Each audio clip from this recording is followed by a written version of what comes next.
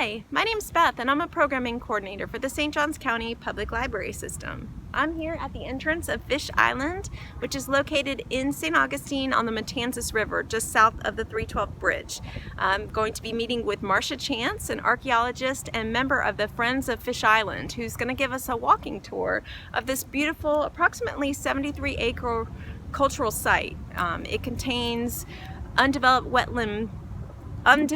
upland buffer, wetlands, all kinds of wildlife habitat. There's archaeological points of interest and definitely a lot of history. So Ms. Chance is going to walk us around and show us some points of interest and teach us a little bit more about Fish Island. Hi Marsha, thank you so much for joining me today. Can you tell me a little bit about yourself and how you got involved with Fish Island? Yes, I can. First of all, I'm a native of St. Augustine, but I've been a professional archaeologist in Florida for more years than I care to count. Let's just say more than 40, and leave it that. And now I'm retired here in St. Augustine, and of course the cultural resources here mean an awful lot to me. And back when I was employed, my husband's also an archaeologist. We were engaged in doing an archaeological survey of Fish Island. And this is Fish Island to my left, and back there is the 312 bridge. So if you've ever wondered exactly where Fish Island is, it's what you look at as you're crossing the bridge going towards Anastasia Island. And it stretches off for many acres in that direction. And today I'm going to talk to you about the things that we know about the archaeology of this significant site. It's a very significant site, and show you some illustrations. That's great. Thank you so much. This is a map that shows all the dots and open circles are the locations of shovel tests that were dug on a grid system here on the island. Here you can see State Road 312. And all the things you see in color are different elements of the historic resources that are out here. There's also, inside this blue line, is a prehistoric site, which dates to, I think it's 500 BC to 1500 AD. Wow. So there's a lot of shell in here. Of course, those people were using the oysters for main food source, so there's a shell midden here in the middle of the island. So this was done in 2002, and then fast forward to possible development the first developer was in 2002, and then that didn't happen. And then in 2019, another developer came into St. Augustine, was going to purchase all of this property. And so it went before the Planning and Zoning Board, and lo and behold, a lot of people showed up for a lot of different reasons, and I showed up, and my husband, because of the archaeological resources. And then we met all these other people who became the Friends of Fish Island. That's great. If you can look on this map, you'll see this yellow strip here. And that, if you look down there, you'll see that this is kind of a channel that's been excavated out. Yes. And that's been identified, we think, as sort of a channel that was used to bring the citrus out of this island to the wharf, which is actually down there. We're not going to go to the wharf. It's going to be probably underwater today because I think it's the high tide, but anyway, it's a real hard thing to get to. But that's where citrus was shipped out of here. So let me take this opportunity just to mention these historic resources all pertain to the use of this island by Sjcpls. Sjcpls came to St. Augustine in the 1730s as a child, and he became bilingual, and by I believe it was 1748, he had purchased this island, but in fact he owned, it's a little unclear in the records, but he owned very much of what is all of Anastasia Island. But in this area, he built a home and he planted citrus. And by 1770, he was shipping huge amounts of citrus out to the world. He invented a way to wrap and pack oranges so that they could be shipped to England. Oh, wow. Where they were really in demand because they were very sweet. So we're referring to him these days as the father of the Florida citrus industry. And this element right here relates to that as far as we know. And the channel goes, like I said, from the wharf over to the area near where his house was, and we'll go there. Great. Okay. So throughout time, from Jesse Fish's time until early in my lifetime, there were standing ruins here of the buildings that he built.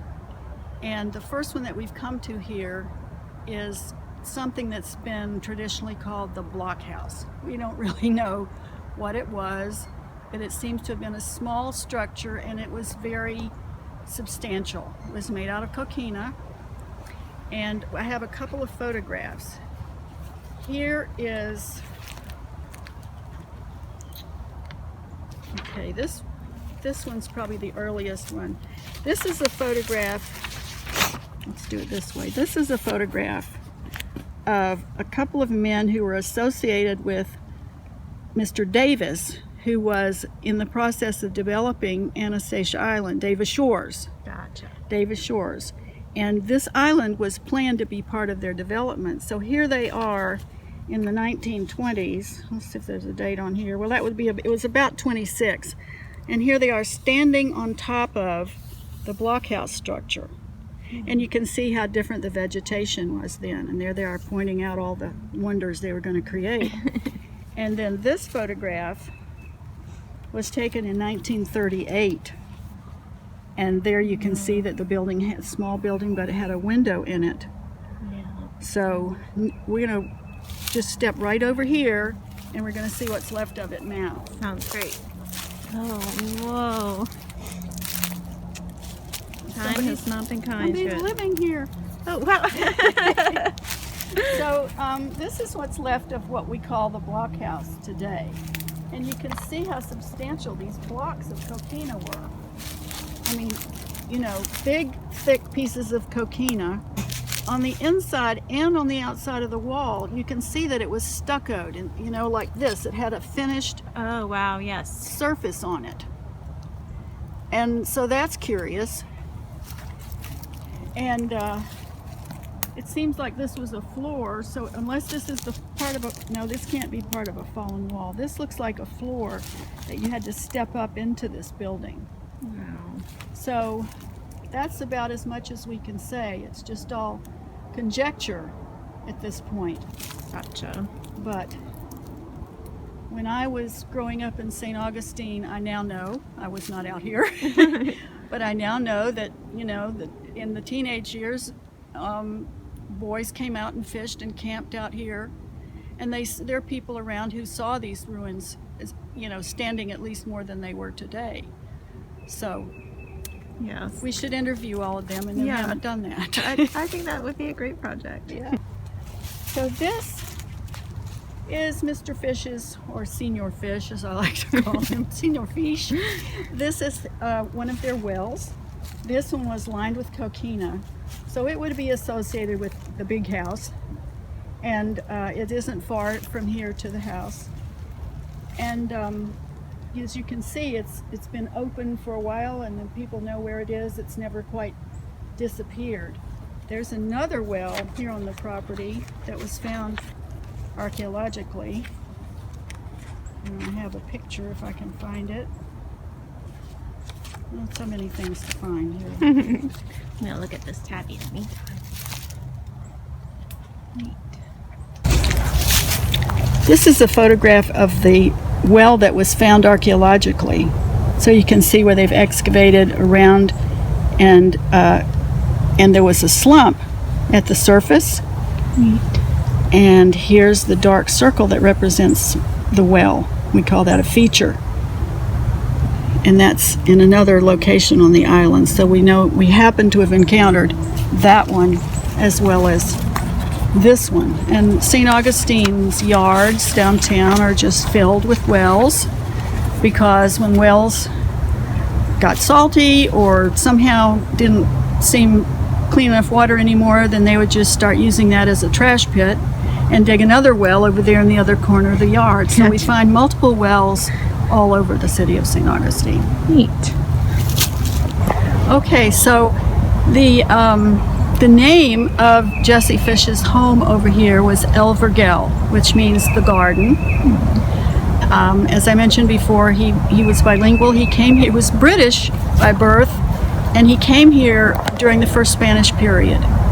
And then he was here throughout the British period and died, in the second Spanish period. This is a drawing that was made of this house in, I believe it's 1887. So you can see, it's a sketch.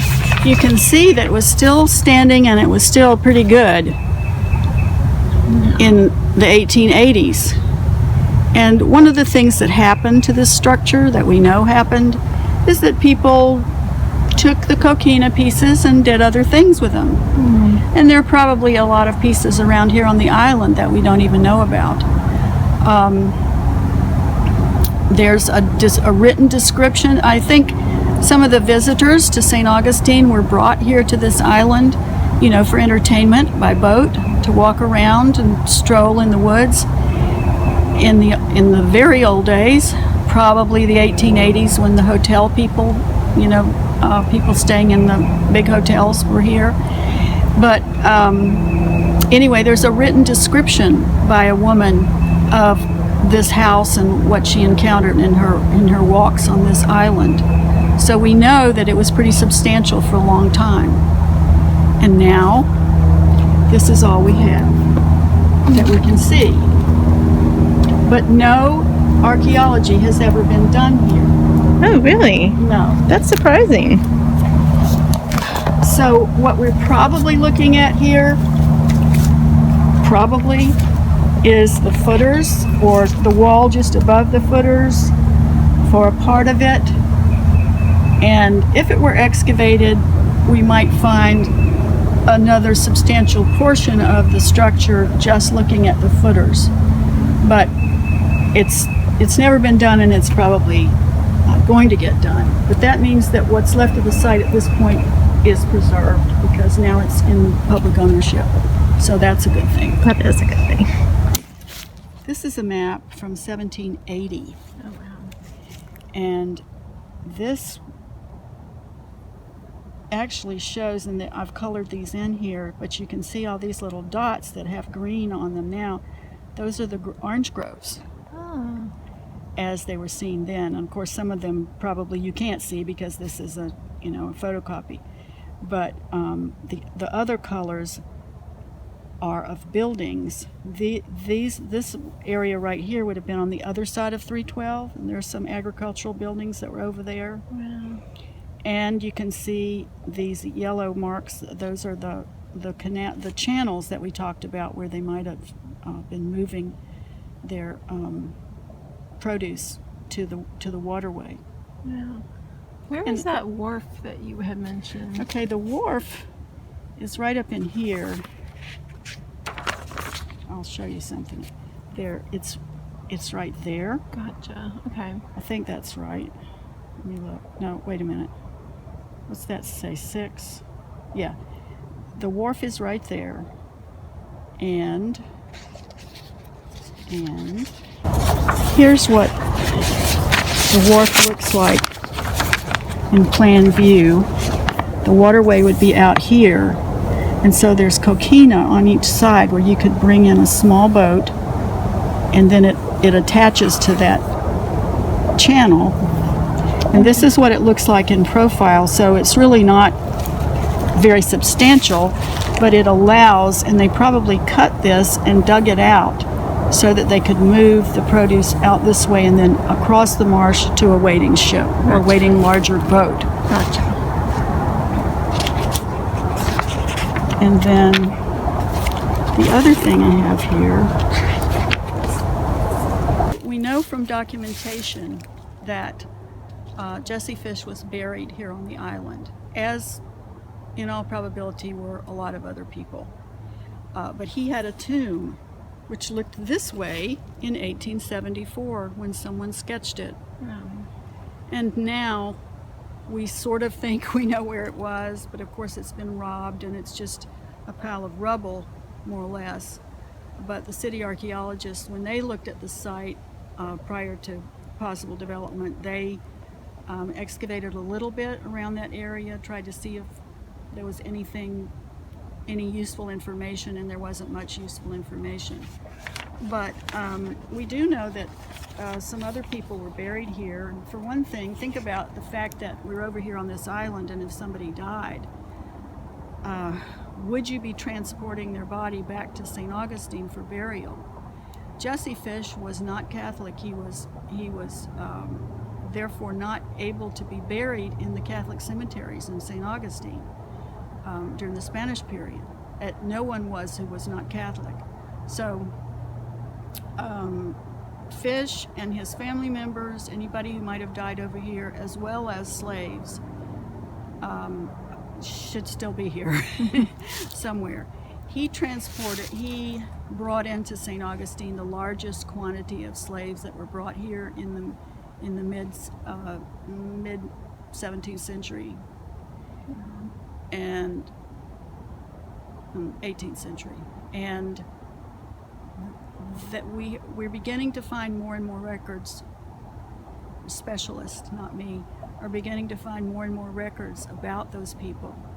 But we know that he couldn't have been producing this large quantity of citrus over here if he didn't have workers. So therefore there are places here that we don't really know about where they would have lived, and there are places here where they were probably buried. So there's a lot going on this island, and it's not just about archaeology and history. It's also about the environment and the many species of animals and plants have been identified here. And so it's just kind of a miracle that we managed to save Fish Island, to get it purchased, and we're very proud of that, and we hope that the city's going to be able to manage it appropriately for many years to come. Well, it's wonderful. I'm so grateful to be here with you today, and I'm so grateful for this tour, and thank you so much, Marsha. You're welcome, and I'm glad you could come. Thank you. Thank you so much for joining me. I had so much fun walking around with Marsha Chance and getting the opportunity to learn more about Fish Island and Sjcpls. We do have materials in the St. Johns County Public Library System available if you're interested in learning more. Please visit any St. Johns County Public Library branch or visit our catalog online, www.sjcpls.org. We are celebrating St. Johns County's 200th anniversary all throughout 2021, and this program has been a part of that celebration. We hope we see you in the library very soon. Have a great day. Bye-bye.